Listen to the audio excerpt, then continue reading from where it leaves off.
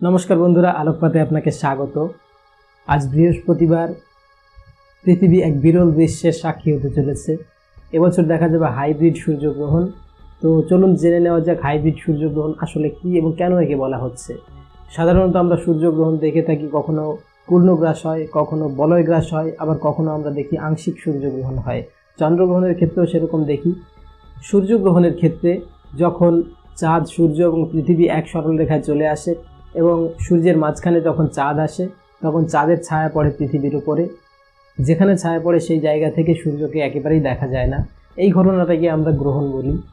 যে জায়গায় চাঁদ পুরোপুরি সূর্যকে ঢেকে ফেলে সেই জায়গা থেকে যখন আমরা গ্রহণ দেখি, সেই গ্রহণটাকে আমরা বলি পূর্ণগ্রাস সূর্যগ্রহণ। এখানে চাঁদ সূর্যকে পুরোপুরি ঢেকে দেয় এবং কোনো কোনো ক্ষেত্রে হয় কি, চাঁদ পুরোপুরি সূর্যকে ঢাকতে পারে না। পৃথিবী এবং সূর্যের অবস্থানের উপর নির্ভর করে এরকম হয়।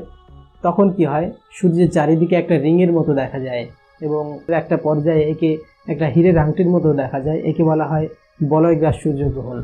তবে এই বছর এপ্রিল মাসের 20 তারিখ 2023 এই গ্রহণটার বিশেষত্ব একটু আলাদা। পৃথিবীর কোনো কোনো জায়গার মানুষ এই গ্রহণটাকে দেখবেন পূর্ণগ্রাস হিসাবে, আবার কোনো কোনো জায়গার মানুষ একে দেখবেন বলয়গ্রাস হিসাবে। এই জন্যই এই গ্রহণটাকে বিজ্ঞানীরা বলছেন হাইব্রিড সূর্যগ্রহণ। তবে উৎসাহিত হওয়ার কোনো কারণ নেই। ভারত বা বাংলাদেশ থেকে এই গ্রহণ আমরা একেবারেই দেখতে পাবো না। এই দৃশ্য দেখা যাবে পৃথিবীর মাত্র কয়েকটি জায়গা থেকে। এক্ষেত্রে আমরা বাঙালিরা পুরোপুরি বঞ্চিত। তো চলুন দেখে নেওয়া যাক কোন কোন জায়গায় এই গ্রহণগুলো দেখা যাবে। তো এই গ্রহণটা দেখা যাবে প্রশান্ত মহাসাগরের কিছু অংশ, New Zealand, Australia, east Timor island এবং দক্ষিণ পূর্ব এশিয়ার কিছু কিছু জায়গা থেকে। চন্দ্রগ্রহণ হবে, সূর্যগ্রহণ হবে, আর আমরা বাঙালিরা স্থির থাকবো, এটা তো কোনো মতেই হতে পারে না। তো চলুন দেখে নেওয়া যাক পঞ্জিকাতে কি বলে। আমার হাতে এই মুহূর্তে রয়েছে বেনি মাধব শীলের ফুল পঞ্জিকা। এখানে আমরা দেখতে পাচ্ছি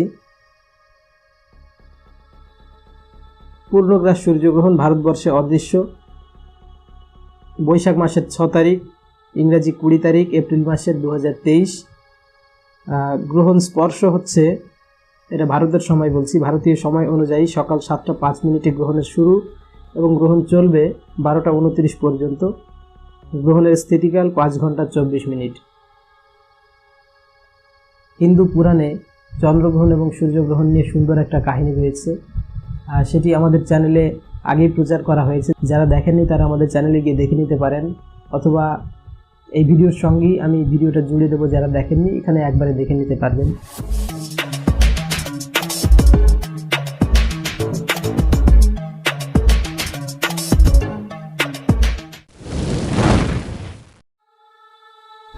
সূর্যগ্রহণ বা চন্দ্রগ্রহণ সৌরজগতের একটি প্রাকৃতিক ঘটনা।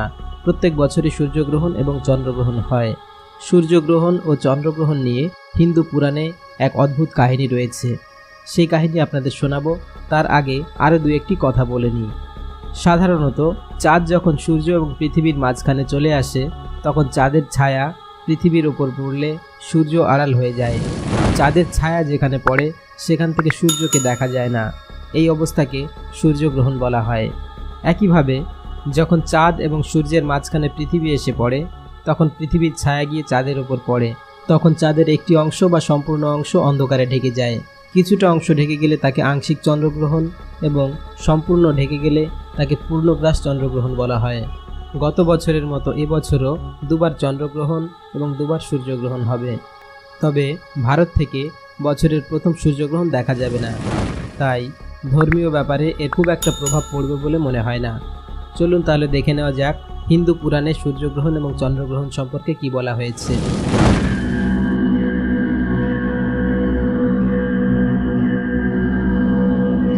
ঘটনার সূত্রপাত হয় দেব এবং দানবদের সমুদ্র মন্থনের পর থেকে।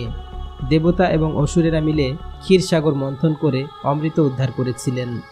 ভগবান বিষ্ণু মোহিনী রূপ ধারণ করে সেই মহামূল্যবান অমৃত খুব গোপনে দেবতাদের মধ্যে ভাগ করে দিচ্ছিলেন। সেই সময়ে শরভানু নামে এক অসুর ছদ্মবেশে দেবতাদের লাইনে দাঁড়িয়ে পড়েন।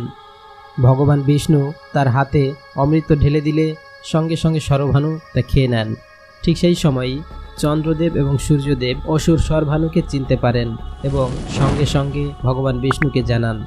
ভগবান বিষ্ণু তৎক্ষণাৎ সুদর্শন চক্র দিয়ে তার গলা কেটে ফেলেন। কিন্তু অমৃত পান করার ফলে গলা কেটে গেলেও সেই অসুর অমরত্ব লাভ করে। কাটা মাথার নাম হয় রাহু এবং ধড়ের নাম হয় কেতু। চন্দ্র ও সূর্যের উপর প্রতিশোধ নেওয়ার জন্য বছরের একটা নির্দিষ্ট সময় রাহু চাঁদ ও সূর্যকে গ্রাস করে, কিন্তু গলা কাটা থাকার কারণে সূর্য ও চন্দ্র আবার তার কাটা গলা দিয়ে বাইরে বেরিয়ে আসেন। বন্ধুরা, ছোটবেলায় আমরা সূর্যগ্রহণ এবং চন্দ্রগ্রহণের দিনে অনেক কুসংস্কার পালন করতে দেখেছি। আপনাদের অভিজ্ঞতা কমেন্টে শেয়ার করুন। ভিডিওটি কেমন লাগলো জানাতে ভুলবেন না। ভালো লাগলে অবশ্যই লাইক ও শেয়ার করুন। এই ধরনের আরও কাহিনী দেখার জন্য আলোকপাত চ্যানেল সাবস্ক্রাইব করে পাশের অল বেল নোটিফিকেশন অন করে রাখুন। দেখা হচ্ছে পরের ভিডিওতে। ভালো থাকবেন সবাই।